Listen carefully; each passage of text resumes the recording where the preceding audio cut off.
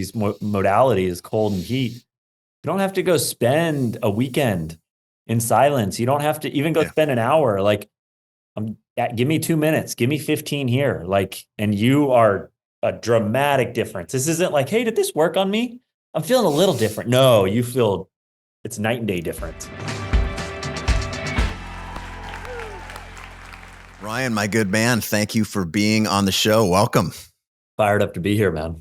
We did it. We did it. And the folks are in for a treat today. They heard your bio. And for those who have had their, I don't know, head in the sand for the last decade, a lot has been uncovered in the world of science around the health benefits of cold and hot. And this is not going to be new for anyone who's listening or watching the show, because I've been talking about it for about that long.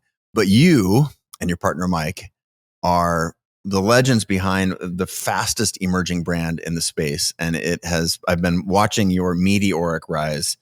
And it's been my goal to get you on the show so you can help us understand a little bit more, because to be fair, I'm a scientific neophyte. I'm just passionate about it because I'm longtime user, first time caller.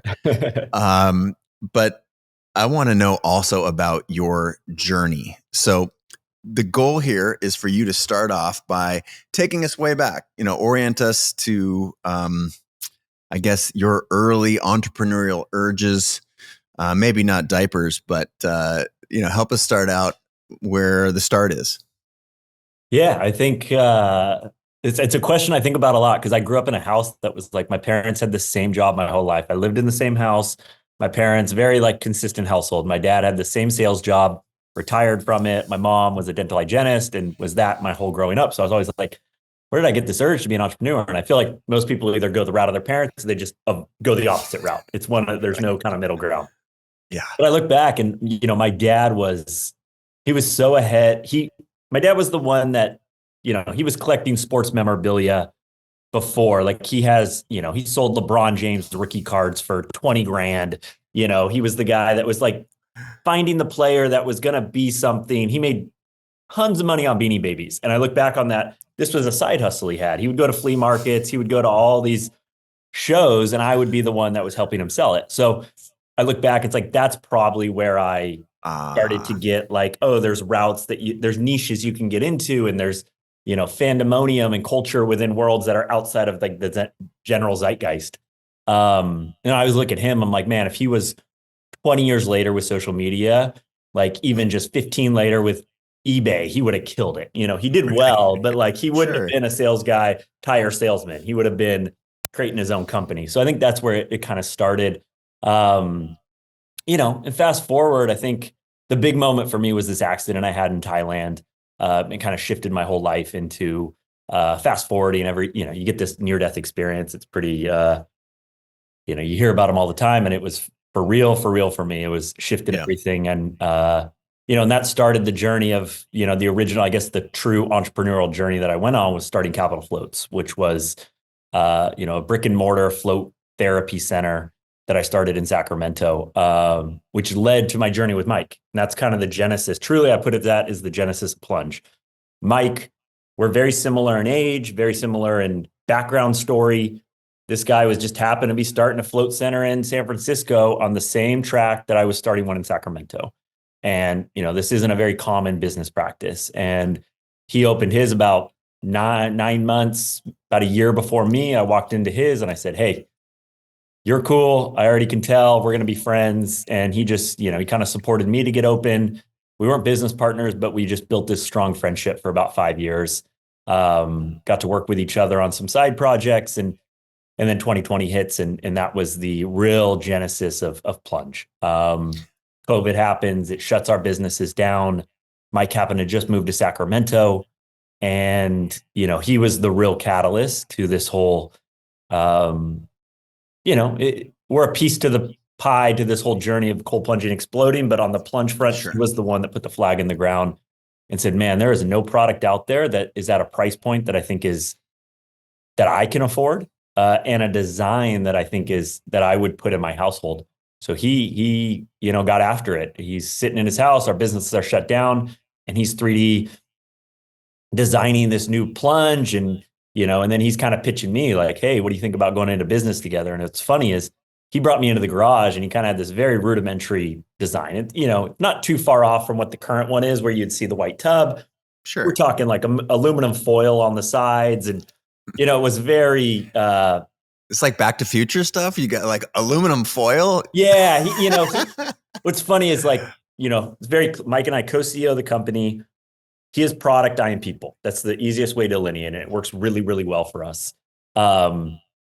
So he's working on this product thinking that I can have some vision of like where it's going. He's like, no, I'm just showing you like the most basic level product.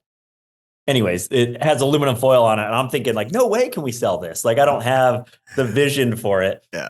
And so I turned him down. I was like, no, I'm not, I don't think I'm in. And, he keeps working on it. He brings me back 4 weeks later and I see it. And I'm like, oh shit, like I get it. I get that you are the product guy. I can like totally lean on you and you can like have the vision for the products that we want to go with. And, so that was the start of it. And we decided, cool, we'll get into business and let's sell 20 of these. Let's make a website. Let's sell 20 to our float centers. We can hand deliver them. And, the rest is kind of, did we foresee where we're at 3 years later, shipping thousands a month and doing what we're doing with 200,000 square feet of warehouse space? No, not at all. Like I pinch myself every day when I walk out into kind of the current facility, but that was the real genesis of it. Yeah, really happy that he had the foresight into kind of seeing that this market, there was something there. We were starting it. And I remember we were looking at each other like, not that we were like the first company to do this. There were some like, there were some other people out there doing stuff, but it was like, man, why hasn't anyone done this? Like, and if we would have waited 6 months longer, we're not Plunge, the company that we are today. There's someone else that maybe takes that category. So it's always, looking around like, yeah, you're the one, like let's step into it, go make it happen. If not you, who, right? And if 100%. Not now, when? So lots to unpack there. I want to go back to the near-death experience. I also, in my book, Creative Calling Chronicle, I almost died in an avalanche. My backstory was as a lifelong photographer and filmmaker, mostly in the outdoors, but, got caught in a massive avalanche in Alaska. By every measure, I should be dead, made it out alive. And it just completely changed my thinking. And I understand that yours was a motorcycle accident. Is that right? Yeah. Yep. And was that the same sort of, was it questioning everything? And the reason I'm asking is because I'm sure there are listeners right now who have had something like that and it has awakened them. But my goal, in part with the show and other work that I do, is like, gosh, can we please get people to do the kinds of things they need to do with their lives before the near-death experience without, and I don't know if it's possible, but I'm wondering if you can share a little bit more about yours. No, it's a great point. It's something I think about. Like for me, I knew immediately when the accident happened, once I came out of my concussion and kind of, knew where I was quick to be like, this will be a defining moment for me. And who are you going to be in this moment? And it's, your question is something I think about a lot where I have shown up well in the big moments when it's like, oh, this is clear. There is routes you can go here. I'm still trying to figure out how to show up in the small moments where it's like equally, there are multiple routes you can go. And why does it have to take something so big to jar such a dramatic change? And, I don't have that answer in this moment. But that question, I'm with you. I mean, that's the superpower. If we can do it in the moments without, like, I wouldn't even say my accident was rock bottom. It was just a moment that was so clear of like, cool, you have a new road in front of you. But how to, like on the daily, recognizing how to improve certain actions, how to make change, how to course correct without having some dramatic life experience. Well, there is, I've put some Lego bricks together that I don't think necessarily go together, but I've made a tidy story of it in my mind. And there is for me, there's a tie of being comfortable with discomfort. And I think mostly that those are things, and that mentality is part of what keeps us, in our status quo universes. And so when something large like your accident or mine comes in and broadsides us, there is a sort of a disruption in the status quo. And in a, again, this thread that I'm weaving here is one of the reasons that I would say that the number one reason that I got interested in cold first, myself and Tim Ferriss, we would used to go to this sort of crazy Russian spa together in San Francisco, and it had hot and cold. And this was like literally maybe 2010 or something. And it was understood that there were health benefits, immune benefits and whatnot. But the thing that made me want to build a cold plunge in my house, again, there's lots to unpack in your story, but that there were no products out there. I was like, God. So I had to like basically pay someone to come pour a concrete cold plunge in and the amount of work that went into it. And if I could just, have one off the shelf today, I'd have done it in a heartbeat. But the thing that made me want to do that was not necessarily the health benefits, but it was the concept of doing something that made me uncomfortable every day. And that's when you talked about these small moments. How we show up in the big moments is obvious. This is defining. But to every morning, whether it's raining or not, whether it's dark or not, whether it's cold outside or it's not, to get in this cold plunge for me was a sense of managing the possibility of my life and being willing to do hard, uncomfortable things and getting used to being uncomfortable. I think that's on the other side of where all the best stuff in life is, right? Yeah. And it's almost become that statement's, I don't know, it's almost a cliche out there, but there's just truth. It's just micro hits of adversity of like, whether it's cold, whether it's the consistent hard workout, whether it's, a super high heat sauna, whether it's, for me, it's forms of psychedelics at different times. It's just perspective change. Where can I get a shift in perspective in some set, like travel, I think is a really good way for a lot of people. Super good. Like just get in a new environment, look around. Things are a little different than what you were just in. These sudden forms of perspective change are, and that's where cold is. It's like you get in, you come out 2 minutes after. There's a very clear, there's a shift in who you were when you got in to who you got out.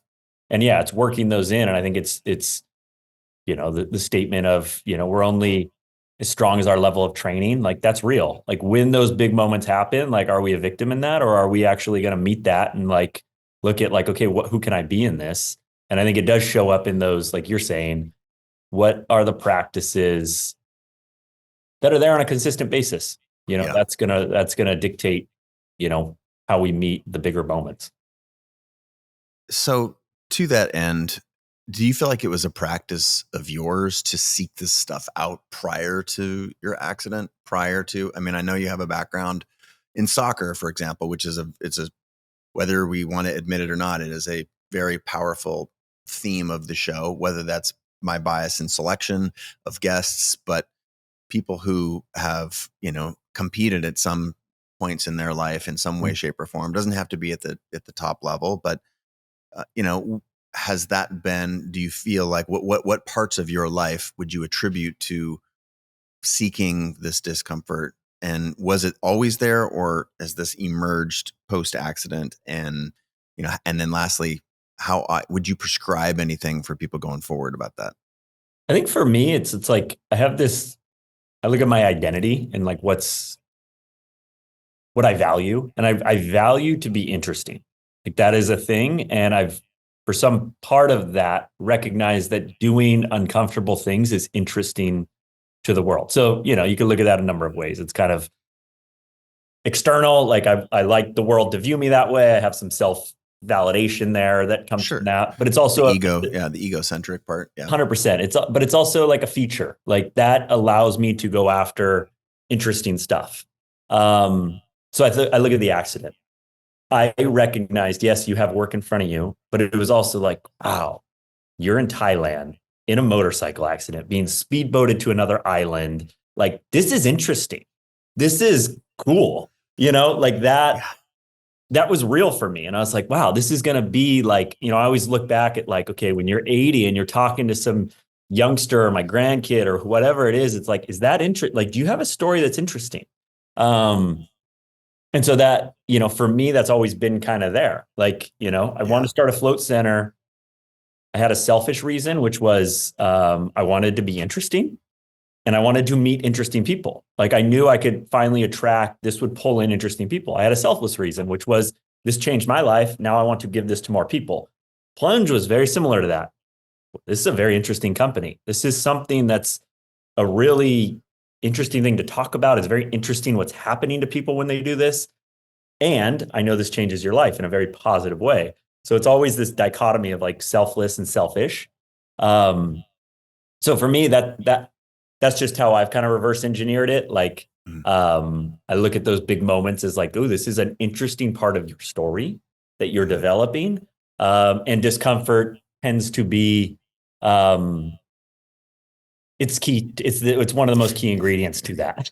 Right. You look at the hero's journey is not much of a hero's journey if there's not a little discomfort and there's nothing to overcome. Totally. And yeah, as humans, we are, I'm a lifelong storyteller, and we are, if you bring up a dear friend, Brene Brown, humans are wired for story, and story, both the stories that we hear from others and the ones that we tell ourselves about ourselves are extra, extra powerful.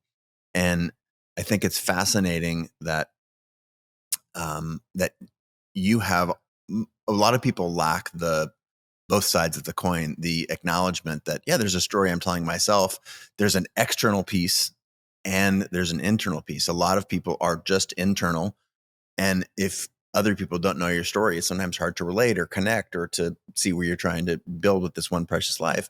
And if it's only external, then, you're seeking validation and there's not a lot, there's some vacuum inside of you. That the fact that you have both of those things wired and that you're vulnerable and honest about them, I think is, perhaps part of what sets you and your journey apart from a lot of people. The follow-up question is, as you're sitting here thinking about, the journey that you've been on so far, what are the things that you feel like stood out? What are the milestones along that way, along that journey, that were make or break? Were there a lot of them, or were there very few? And were there a lot of decisions? The way I like to think about this is you got to think extra hard about doors that you can't walk back through. Mm-hmm. So were there a lot of those, or was it the other way around? And it was a lot more about experimentation and trying to like suss out what is my story and what do I love and what am I interested in? Yeah, to me, it starts with a decision that wasn't really mine, but it was the household I grew up in. Like I have two parents that loved me dramatically. I knew I never questioned love. And so I honestly give all real credit and, what I've been able to achieve to that, because I've never had to go after, like, am I loved? Am I not? Like, that is a core huge piece to my life. I think recognizing, again, this interesting piece, it's a key part to this, where, humans naturally want to bring value to each other. Like it can't be to really connect with other humans, like you have to bring something to the table. Likewise, someone else has to bring something to the table. And I think I recognized, I don't even know if it was conscious early on, but to go do unique life experiences as opposed to kind of going on the normal track that I think a normal, I went to college, I was pretty normal, but then I got out and I moved to Europe. I was like, I'm going to Europe and I just want to learn Spanish, and all my friends were getting the job. And I just didn't know why. I was like, I got to zag to everyone's zig right now. Like there's something, and that kept me in some cool rooms where it was like, oh, you're doing something different. There was like an interest in conversation. And then it was, and that muscle just kind of got developed into like, okay, what's the zag when they're zigging? Like that's, and so, my 20s was really that. I felt like it was, which was value. It got me into different conversations. It got me into also just building confidence that you can go different routes. So I look at those doors, it was kind of, it started with moving abroad. I remember after the accident, a huge door that happened was the big thing. I was laying in that hospital bed. I couldn't eat or drink for a number of weeks. I'm just laying there because I had one of the big injuries with the jaw. So wired shut. I had wanted to go drink ayahuasca in the jungle. This is back in 2012. It was very, I think I had heard someone on a podcast talk about it. I had no one personally. This was still very like a closet world. Yeah. And that was the big thing I wanted to go do. And that accident was like, dude, what are you waiting for? Like, why are you thinking you're going to do this in 15 years? Like now. And that was like that year where I was like, cool, I'm going to prep all year to go down to the jungle and work with this substance. And that was a door that opened that dramatically changed my life. From, identities to beliefs to just who I am. So I look at that door as like a very clear moment, that took place. And, there's been, I think it's, those are ones that I really look back on that, dramatically changed. I remember too, when the pandemic hit, a big one that happened was I'd gone through the business shutdown. I broke up with my partner at the time, which we're together now. But so business closed, broke up relationship, had no income. And I moved into an RV. I was like, I have to get out of this place that I'm in. So I sold everything and got in the RV. And I only bring this up because it's like, there are moments where it's just like momentum's not there. And it's like, there needs to be like big, like, okay, I have to do something dramatic to create that spark to go. And I think, and I'm just I'm so impressed when people make those actions too. Like that's something I'm inspired by when I hear when there's not really momentum's a thing. When it's there, it's sexy and you keep going. But when there's no momentum, who's the one to take action in those moments? And that's when, that's the impressive shit. Yeah. Inertia. It's so valuable in anything, right? In a soccer game, in business, in life, in a relationship. Who's going to take the first step? Who's going to initiate the action? This is a selfish question here. Not that the audience won't benefit, but selfish question. I'm writing a lot right now for my next book about intuition. And it's what I call it is it's like the most powerful force that we know the least about. And how much of that do you feel like was trusting your gut to move into the RV, to go visit Dave, right? Like ostensibly you were competitors, right? And he had started the float tank before you had. Oh, Mike. Yeah. Yeah. Oh, sorry. But you're going to go learn. Yep. Right. So like that is there's a very strong something in you telling you to go there and meet this guy and with whom, if you did not, the current trajectory of your life would be radically different, I'm guessing. So what role do you feel like intuition plays for you? And, do you believe in it, trust in it? Is it something that you're aware of, or is it just a soundtrack that's running in the background? Totally believe in it. I think where I'm at now is it's still a soundtrack in the background that I'm curious into which I will be a reader of your book, into how to develop that skill. I think it comes to me, it's like,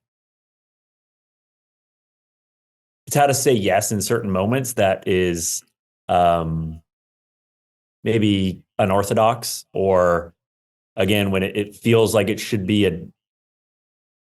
not just when it's one thing, like it's connecting the mind and the feeling. It's like, because if it's just feeling, then it can be a little emotional and it's kind of, and then if it's just in the mind, you can kind of spin out. And it's like these moments where both that connects and you can just kind of lean into this unique moment in time and either say yes or no. But yeah, into the intuition, all these big encounters have been around that. And for sure. And like deciding that you're going to, from the hospital bed, you're going to the jungle. Totally. Like, that is a calling. That is something that's in you. Like, why am I waiting? I got to do this now. That is a bit that flipped. That is a switch.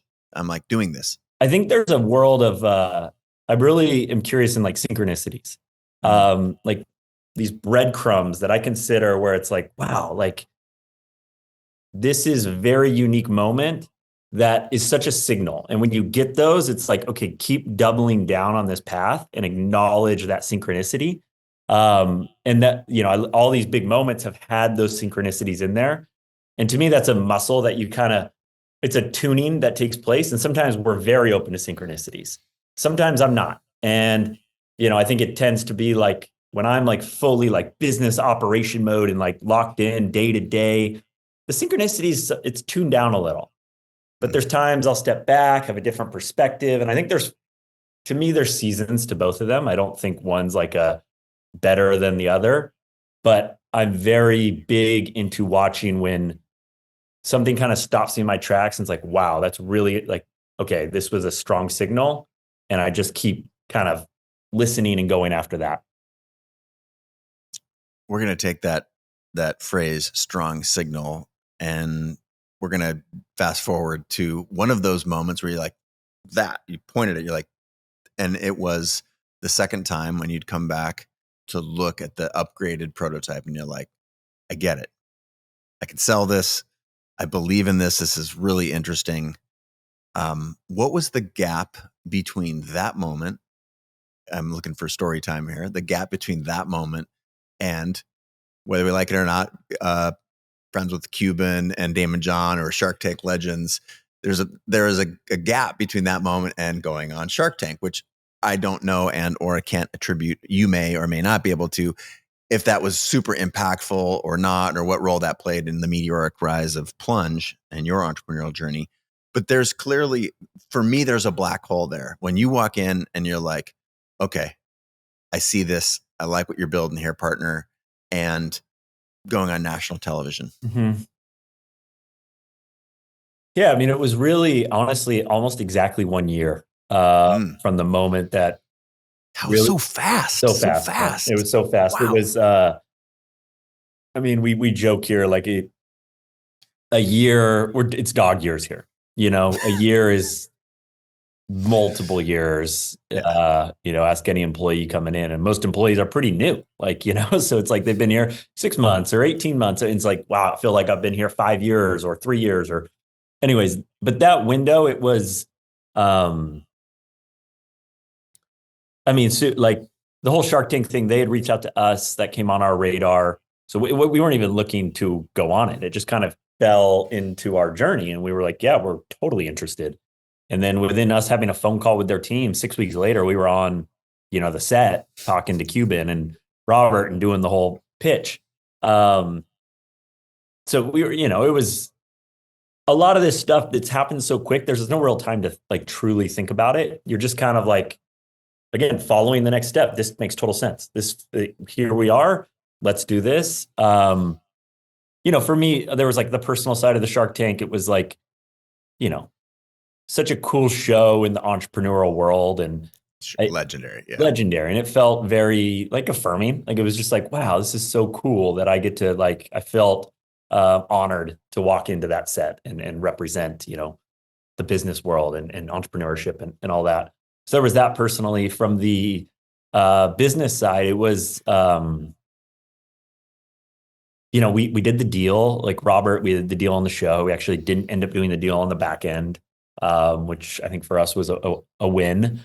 And explain a little bit for people who might not be familiar with how that works. So they're like, what do you mean? I thought you did the deal. You shook hands on national television. Yeah. But there's a whole bunch of other stuff that has to happen behind the scenes, right? Can you give us a little bit of the behind the curtain? And that's kind of what it is. It's a handshake deal that it's like, okay, cool. We've agreed on the framework of this deal. Now diligence happens. And actually, parties have to, have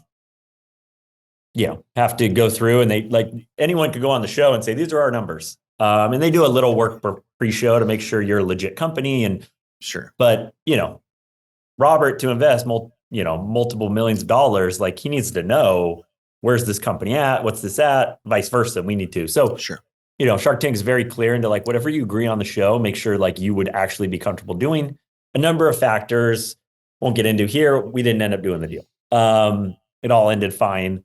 But yeah, the show is, you're basically getting the framework of a deal. And it's kind of a cool caveat to the show is you come in with your dollar amount. It's like, I'll give you 5% for $1 million of the company. You cannot go lower than that dollar amount on the show. What you have to play with is the equity. So, everyone, you end up giving up 15%, but the $1 million stays intact. So that's kind of how the rules of the game work. That kind of a fun fact on the back end, but it's super fun. I love it. Yeah. And so I mean, that show itself, like we had, it's fun because it was such unique timing. It was September of that year. We were on this, like, we just done our best month. So we were super confident. We felt great coming into it. Yes. Man, like we raised the valuation even the day of, like on the set, and it was like the producers were like, whoa, this is oh shit. It was already a pretty big valuation. It was like one of the top 5 deals that was like agreed upon on the show. And so we had done it. And what's funny is, we do that show, we're feeling top of the world. This is still just how fragile the business was. My October comes. This is in September of 21. October comes and Mike goes to, just a fun story in the company. Mike, he's having a kid in a few months. And he comes to me, he's like, hey, I want to go with my wife on a Vipassana retreat, 10-day Vipassana retreat. And I was like, Mike puts in more than anyone. I was like, dude, you got it. I got it. So he goes completely offline and goes off grid for 10 days. Well, this is October time. We're a full, like at this time, D2C company. It's right before Black Friday. So all of our money is going into inventory. We have, anyways, our cash is basically running out. And we always knew we could get a Shopify loan. Like we could press a button and Shopify would give us money. Well, Mike was the admin and we left. I couldn't get into the Shopify account. Our one customer service rep ends up walking off the job, middle of the turn. He had access to the emails. So the whole company just literally, while he's there meditating, I have this breakdown of like, he's going to come back and there's going to be no company. Like, we're not going to have money. We don't have, like, I can't even talk to our customers right now. Like, it was like a full-fledged breakdown. And, out of that moment, some really great things happened. We ended up hiring our VP of production, which we were recruiting. And I was, finally just was like, we got to make this deal happen. Our head of biz dev, who's a friend of mine, I called him and I was like, hey, can you just come down and like, I need you to come down to Plunge. He shows up thinking I'm talking about cold plunging. He thought he was coming down to cold plunge. I was like, no, I just need you to talk. He shows up in his shorts. Yeah, literally. And he was like, no, I need you to talk to our customers. Like we have no one that's answering phone calls right now. And so long story short, it was, that was the September like Shark Tank. Thankfully, we came in with a bunch of confidence. And then the next month was like full red alert for the company, which we've stabilized since then. You navigated that. But this is I'm so grateful for you sharing that kind of stuff. And that is the journey, right? Not just for entrepreneurs, but for creators and just living life. Like the highs are high and the lows are low. And the proximity between those things sometimes is shockingly close. And what a fragile universe it is, right? It's so fragile. It is. And yet it is. And yet, you manage your way through it.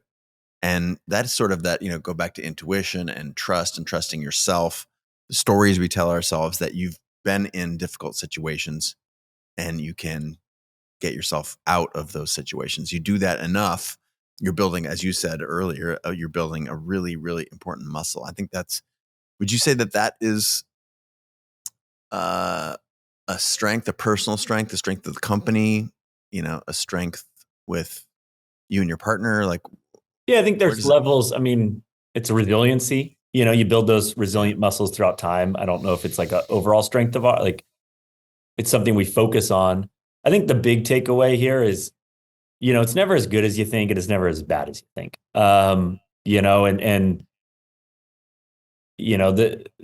That's it. Like, you got no choice but to keep moving on and don't get too, we've had a company, we've had so many people pat us on the back. Oh, wow, incredible work that we've done over 3 years, 3.5 years, whatever it's been. And it's great. I love it. But it's also like, dude, that you got to put that to the side, because equally, we've had these low moments, and I can't let that neither define us. Like, we still have to wake up every day and just work on what we're working on. And so I think that's the big takeaway that I've had and it tends to come more for the low moments, but it's made me create more humility and more like even keel on the high moments. Yeah. And just, great, acknowledge them, but, neither actually, they're only as much meaning as I want to give them.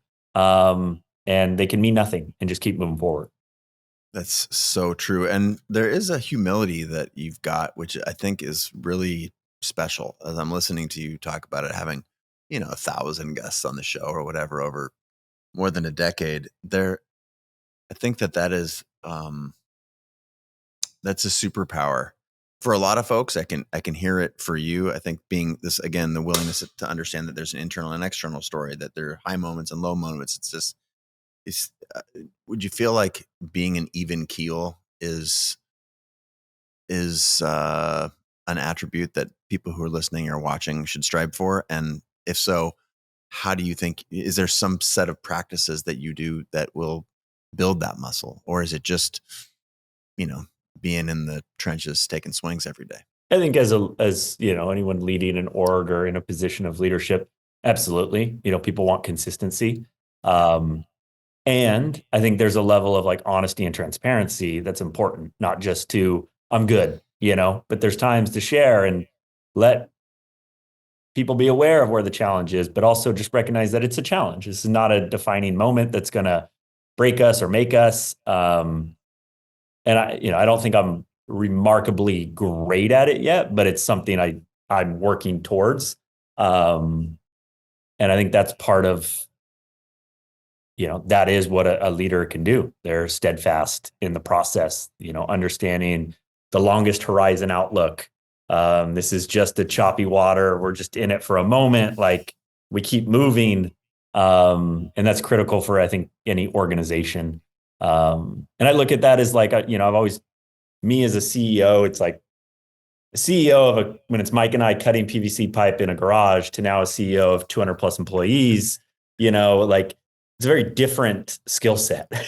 And I've had to, learn at different times. And, before it's like, I'm just I'm doing everything. And that's just part of it. Like, and then now it's more into this capacity, like being a steady hand, laying out the longer horizon vision into where we're going, what we're working on, why, consistently like reiterating why we're doing what we're doing. I think it's important for the organization. Not surprisingly, you speak really highly of Mike, your co-founder. And I'm wondering if, do you have any advice for people who are out there who are in the building process? And this goes for people that you want to go formally into business with, or even just collaborators for the solopreneurs or small business owners that are listening or watching. Any advice to sort of finding, vetting? It's so refreshing to hear you. I mean, publicly, very few people will, not either be neutral or sing the praises of their co-founders, but there's something between you and Mike that sounds and feels a little bit different. I've listened to other interviews where you've, talked about this. I'm curious if you can share a little bit about it. Yeah, I've done both, with Capital Floats. I went solo and same with him with Reboot Reboot Float Cryo. And I think we've done that route and it's lonely. When you're the CEO or the solo founder, it's a lonely road. So for us, that was something, whatever the next venture was, like we were pretty clear, like we wanted to have someone to do it with. But then there's this, it's a marriage. At the end of the day, you're signing up for it. So you got to find that right partner.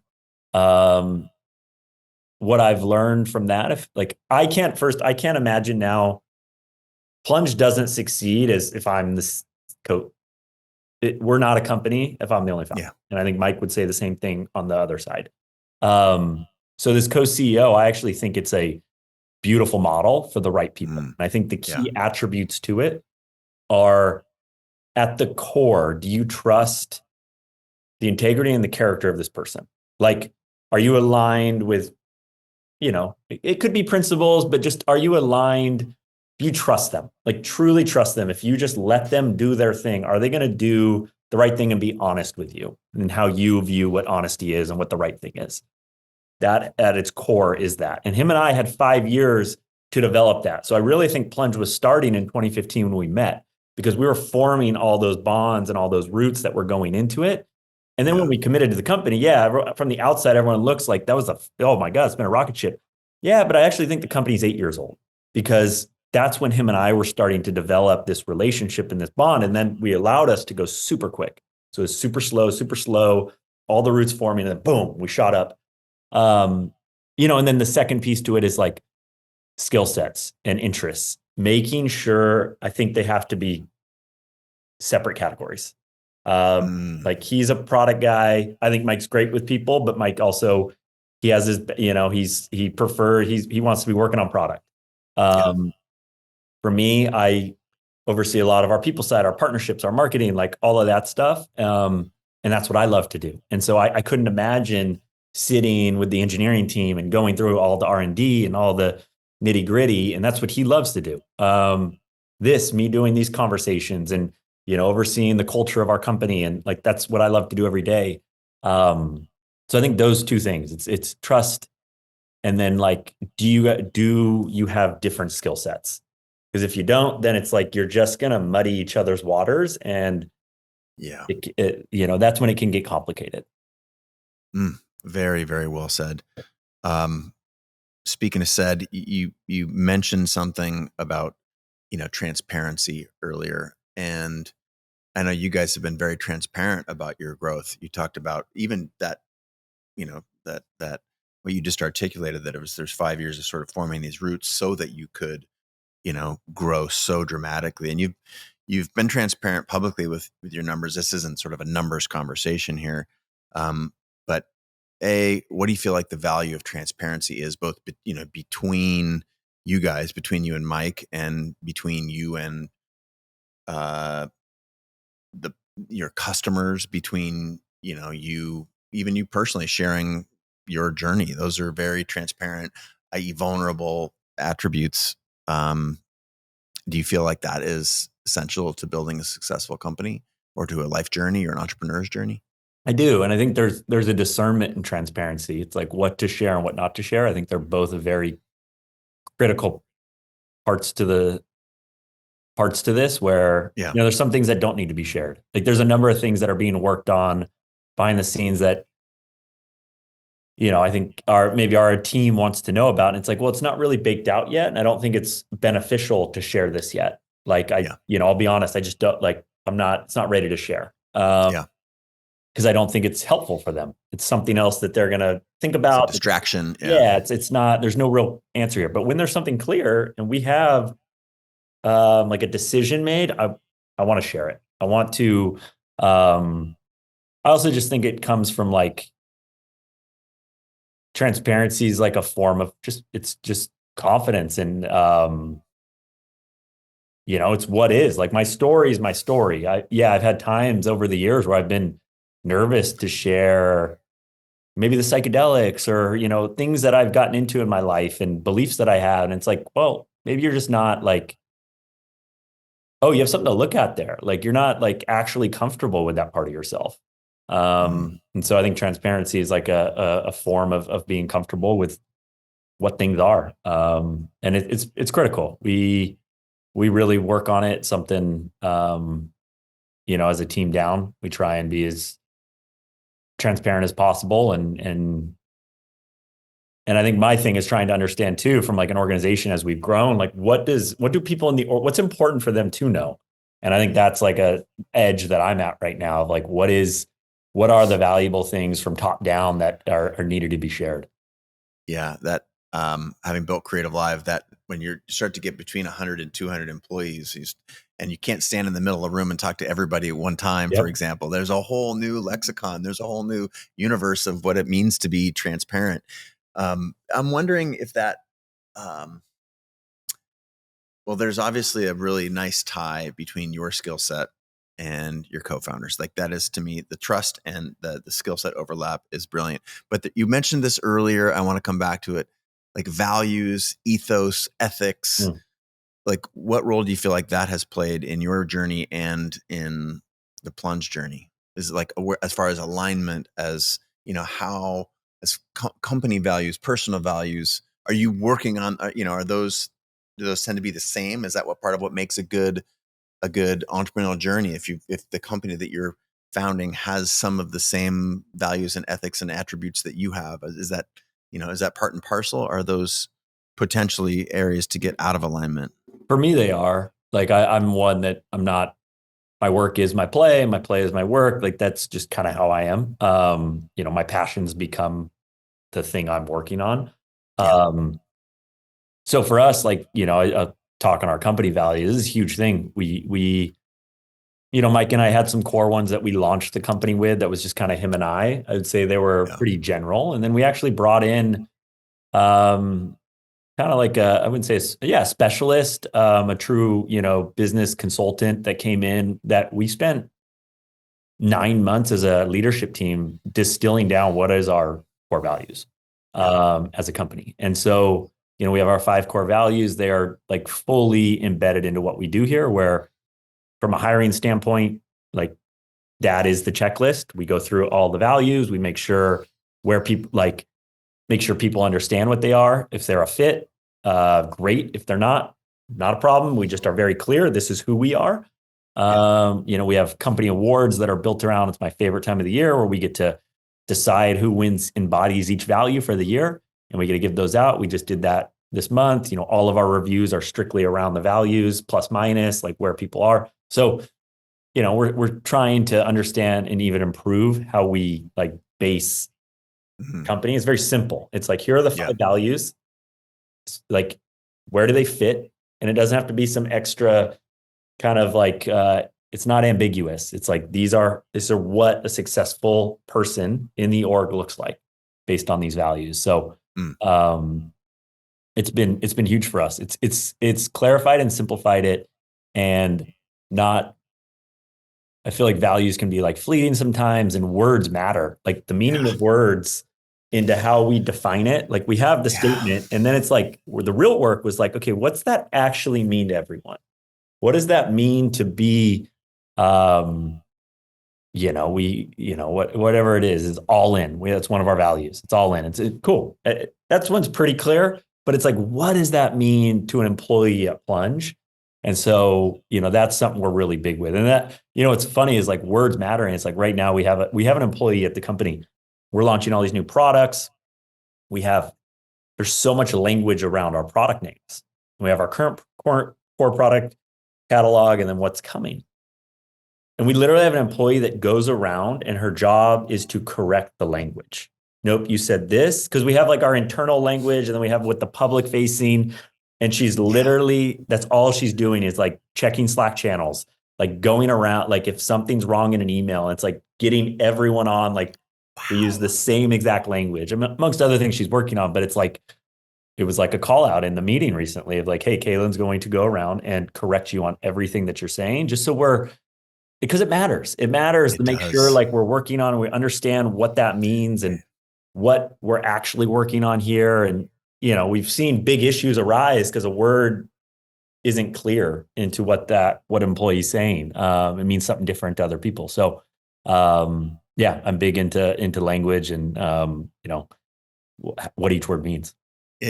This concept of alignment, we have covered the ground that you're great. You spent 5 years with these roots, now 3 years with just, this massive tree trunk of growth. And I, as someone who I also feel very strongly about that, you can see that actually, that one enables the other, right? Alignment, values, those things, and that you have the right people on the bus, the right people on the right seats on the bus. Like all of those things are very, very critical to be able to sustain, to even create the growth that you have created. So that's where I want to turn the conversation to.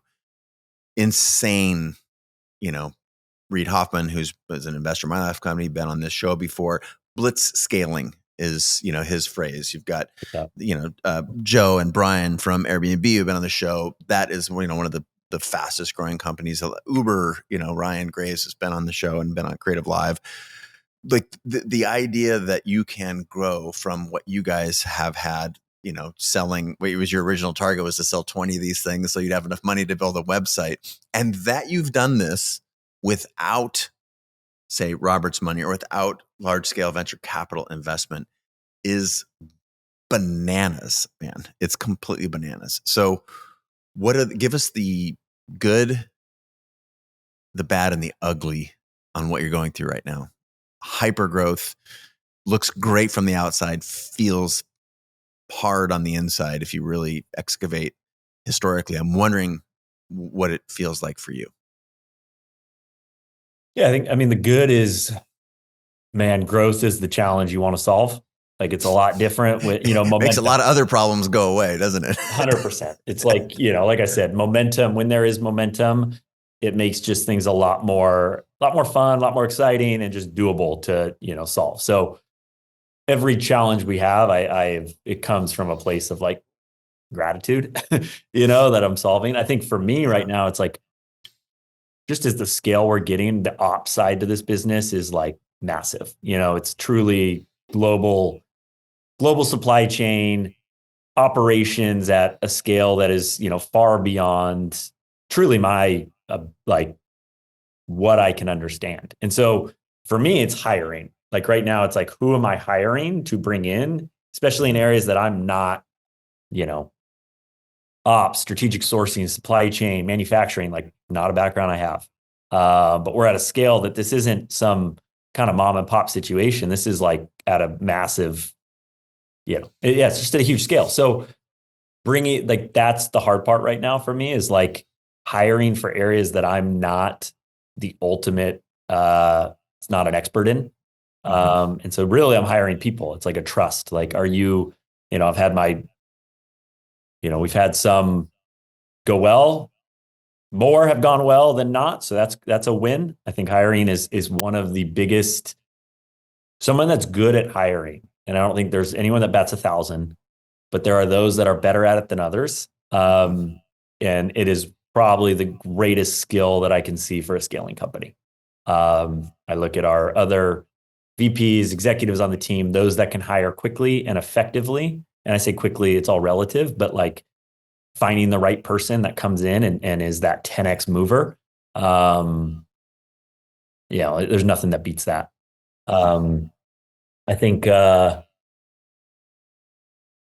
challenge too. It's like we grew, I think this time last year, we had 75, 80 employees. We're probably, like I said, getting close to 200 this year. And so we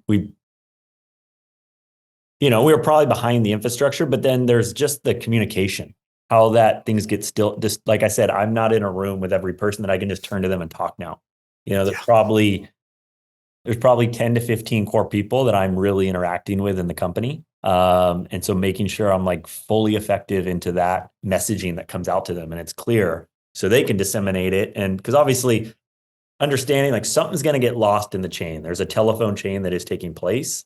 And that's just a part of a growing org. Okay. So if like 80% is being passed down, how do I get that to 83%? Like improving the game of telephone that goes through the org, I think is a challenge and something I'm, had some ups and downs there. And maintaining culture, like, making sure place gets bigger, something like our early employees got it. Like they understood, they could feel the garage. We've changed locations, I think 6 to 7 times. So we have employees that were like, we are at the back of a bike shop. We still have an employee from the team that is here. They get the full startup mode that was taking place and like the true kind of ethos of the company. And so how do we make sure people get that kind of like, I have my perspective of what we are because I've been here since the beginning, but understanding like, that's not what everyone has. Like they're coming into a different moment. And how do I relate? How do the best of my ability, make them understand like kind of who this company is, and what we're about. And so I don't have the perfect answer to that yet, but those are the challenges that, working through. It's so, that is such a consistent drumbeat from other guests we've had on the show. So it doesn't surprise me, but your willingness to share that, it doesn't always go good. No one hires at 1,000. And when you're growing that fast and you've hired somebody 2 months ago and they're an executive and now they're hiring someone, you've got like, how do you make sure that those core values, when someone who's only been here for 8 weeks is hiring someone and it's their first week, what is it? There's a lot to unpack there. So thank you for being transparent about that. Your entrepreneurial journey, I mean, I could talk about it for another, hour, because it's fascinating and certainly one of the fastest, most exciting and interesting ones of the last decade for sure. You guys are doing things that other people just have not been able to do. You pointed out earlier when you guys saw an opening in the marketplace. But I want to shift now just to a little bit of the science. And, the folks who have been longtime listeners of the show, we've been talking about cold water for close to 12 years here. And so my goal in going here isn't to relitigate all of the science, but a bunch of interesting studies have come out in the last year or two that I think are fascinating. I'm wondering if you can share one or two of those. And then I'm personally exceedingly passionate about hot too, about the sauna. And you guys have a new product that is on your site and seen out there in the world. So clearly, you talked about expansion and growth. I want to talk about the hot as sort of a juxtaposition of the cold and a whole litany of benefits that might not be on the radar of our listeners and watchers who maybe know about the cold. So those two things. One, let's talk about the recent science and studies that makes this company of yours extra compelling. And then let's talk about, hot as juxtaposed to your previous forays into cold. Yeah, I think, the cold studies, there's been a number on, increased metabolism, from, one really cool one on cancer and blood glucose levels, like helping maintain, there was a tumor study that they did, and they actually came out of it saying, cold was a treatment. Low sugar diets and cold exposure was a treatment they would recommend for cancer. And you don't gloss over that, right? That's a big deal. Huge. Huge. Right? That's huge. I remember you did a post about that, I think, on one of your social channels. And I was like, I didn't know about that. And of course I went and pixel peeped all that stuff. But that's massive. Totally. Right? And I don't want to gloss over, because those are massive, and those are right. And I think but by far the most, I guess I would say most interesting, not the right term, but the widest impact that's out there is on the mental health side.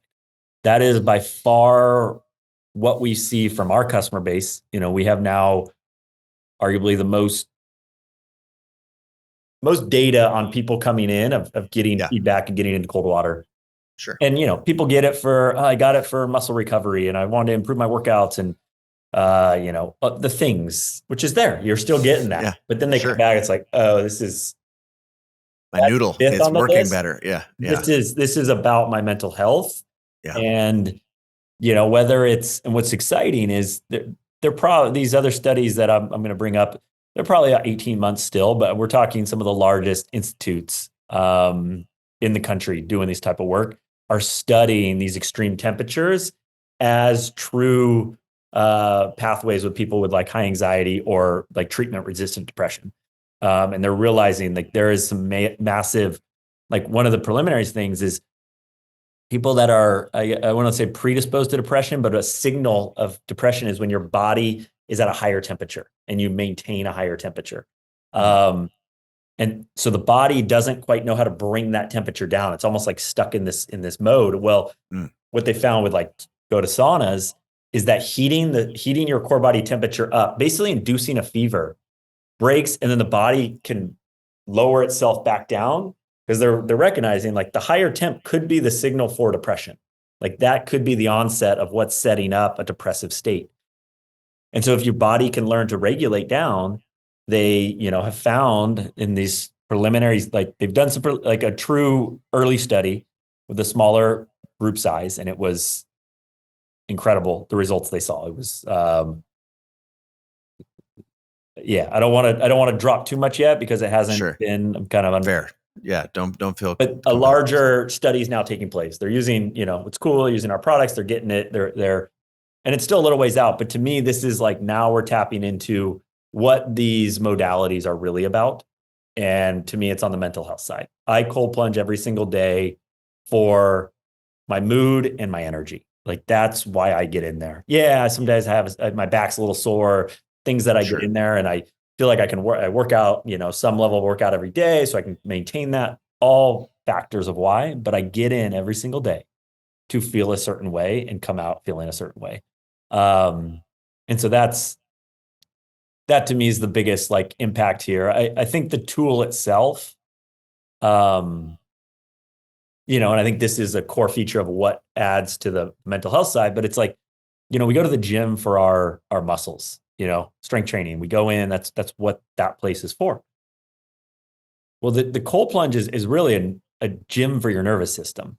Like you're getting in there and you're putting your nervous system through this stressful situation, which is what working out is when you think about it for your muscles. You're actually tearing your muscles down. And then, over time they grow back stronger. And that's what you're doing. Well, you're getting into cold, you're putting in this fight or flight scenario. That's what you're inducing. You cannot get around that. And there's not, I don't know. I'm open to other people to share. Like, I don't know ways that you can consciously step into a fight or flight situation. Most of the time it happens when you can't expect it. You Yeah. get cut off on the road. Someone screams at you. Something frightening happens. Like this is something that you can prepare for. It's like, I know I am going to go step in to a situation that will induce adrenaline in this fight or flight situation, but I will regulate and learn how to calm myself down. And that's the key thing for people that are getting into cold plunging. It's not to get, yeah, you can jump in for 5 seconds and have this thrill and you come out and there is a neural cocktail that's there and you will feel good. But the real thing you're looking for when you get into cold is, can you regulate your system? You're looking for this moment. People ask, how long should I go? Well, it kind of varies. And usually it can be around a 2-minute mark. That is plenty for a lot of people for this, going after this. But you'll feel your system like, whoosh, calm down. Your heart rate starts to get back down to a regular state. That's a good signal. It's like, cool, I can step out now. I can step out on my own accord. I'm not being forced out of this stressful situation. And so I think that's a very clear distinction for people as they're setting out into it. Are you choosing to get out of the cold, or is the cold forcing you to get out? And that's a big signal to your body when you're in there. Because if you're getting out just due to the stress, that could just be a net negative, stressful situation for you. It's actually not a positive. And so that's why it's important to don't start at 39 degrees, start at 55. Go for, shoot for that 90 seconds where your body tells you, cool, you're okay, I'm in control of this a bit more. That's the starting point. Your articulation of that is really clear. And as I think back on my own journey, as I mentioned, I got into it because I was aware that it was a thing where I could get in there, feel uncomfortable, and get comfortable in that discomfort. Yep. And my own journey is started there and quickly realized that, wow, mental health is actually now why I want to be in here all the time, because there's, as you said, there's a neurochemical cocktail that, again, this is in human lab, so we don't have to go into all those drugs, but there is something, and that to know that sort of repeated exposure to that, the benefits that were in there for me mentally they way outperformed anything that was remotely on my radar. Like that was a lovely surprise. I also, you mentioned heat and I want to go there next, in part because one of the most debilitating things that's ever happened to me was I got this radical inner ear infection. It's called labyrinthitis. And I woke up one morning with essentially a 20 beer buzz. And you're like, oh, wow. Well, I'm telling you, you can't walk, you can't move. And I had this for months, like 6 months. Oh. Couldn't drive, it was completely freak. Western medicine, I remember being in the hospital. They shoot you up with all kinds of dope because it's the only way you can actually function with your, my eyeballs were racing independently in my head. And the Western medicine was saying, hey, we're just going to keep you here. We hope it gets better. Some people are like this forever. And I mean, you can imagine the headspace that you go in when that pops into your brain. It's terrifying. But the thing that actually I attribute to beating it was I went to, basic Eastern medicine, alternative medicine, and they would intentionally induce a fever. And my body's ability to both regulate and that's what a fever does in your body, right? It kills the virus because viruses can live in very narrow temperature ranges. So it kills the virus.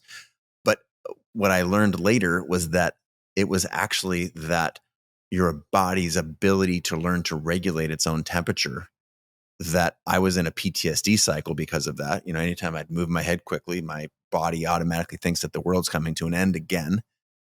That was the beginning of my mental health journey. And I've never looked back since, because that was one of the most powerful, impactful things. And so when I think about the future of cold, future of hot, what you guys are building, knowing my own mental health journey, and it's hard for me to say how excited I am for that. There is a brand now that stands for this, that is innovating in products around this, that, you know, again, I've been sharing about this shit on the show for a decade, but that you are building what you're building is absolutely remarkable. And I can't, you know, it's a personal message. I'm very, very, very grateful for it. And I think it's going to do a lot of good in the world. So thank you.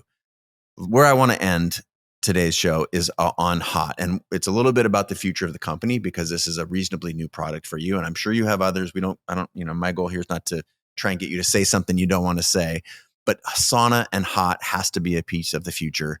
What can you tell us about that? Either some science or anecdotes about the role that hot plays also in mental health and, all this other vernacular that we're kicking around here. Totally. Yeah. I mean, the sauna, we just actually launched it publicly on the site beginning of this year, 2024. Something we've been developing for a really long time. We're, super bullish on it. We leaned into the traditional high heat sauna. That's something that we, I've had infrared saunas over time.